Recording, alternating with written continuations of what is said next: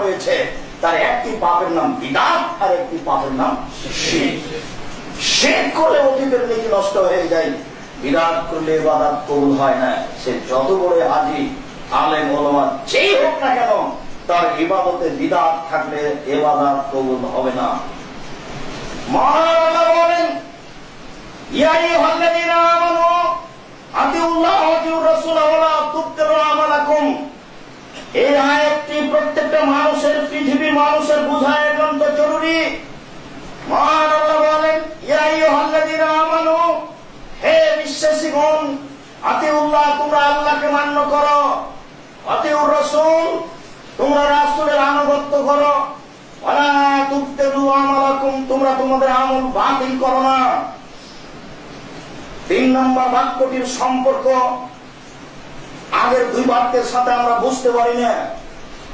প্রথম বাক্যে আল্লাহ বলছেন তোমরা আল্লাহকে মান্য করো, দ্বিতীয় বাক্যে আল্লাহ বলছেন তোমরা রাসূলের আনুগত্য করো, তৃতীয় বাক্যে বলছেন তোমরা তোমাদের আমলকে বাতিল করো না।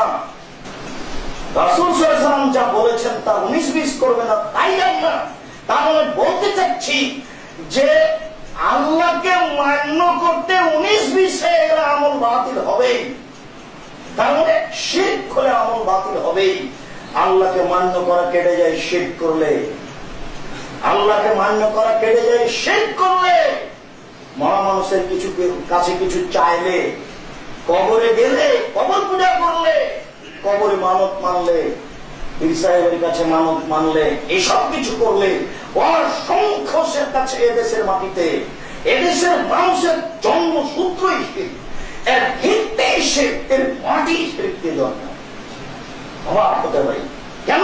সেদিন বলছিলাম ভুলে গেলেন। আরব ভূখণ্ডের একটা ছেলে, 1 মিনিট, আরব ভূখণ্ডের একটা ছেলে, দুষ্ট ছেলে, সাইকেলে উঠে খুব জোরে যাচ্ছে, যেতে যেতে যেতে যেতে একটা ইঞ্চে ধাক্কা খেয়ে উল্টে পড়ে গেছে। উল্টে পড়ে কয়েক আছাড় খেয়েছে, ছাল চামড়া উঠে গেছে, লাফতে উঠে বলছে তাওয়াক্কালতু আলাল্লাহ, আমি আল্লাহর উপরে ভরসা। আপনার এই বরিশালের একটা দুষ্ট ছেলে খুব জোরে সাইকেল চালিয়ে যাচ্ছিল, যেতে যেতে একটা ইঞ্চে ধাক্কা খেয়ে উল্টে পড়ে গেছে, কয়েক আছাড় খেয়ে ছাল চামড়া উঠে লাফ দিয়ে উঠে বলছে যে অমুকের বাচ্চা অমুক ইট রেখেছে। 2 জনের জন্মসূত্র গতি দেখেন, ওটাও ছোট ছেলে, ওটাও দুষ্ট। ওই ছেলেটা বলছে তাওয়াক্কালতু আলাল্লাহ, ওর মাথায় আসলো না যে কে ইট রেখেছে, খুব খারাপ মানুষ, এইটা মাথায় আসে না।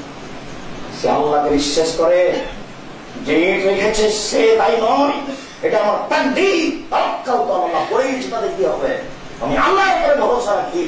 আর এই ছেলেটা পড়ার সাথে সাথে তার মাথায় কাজ করেছে যে ইট রেখেছে সে খারাপ, সে অমুকের বাচ্চা অমুক ইট রেখেছে।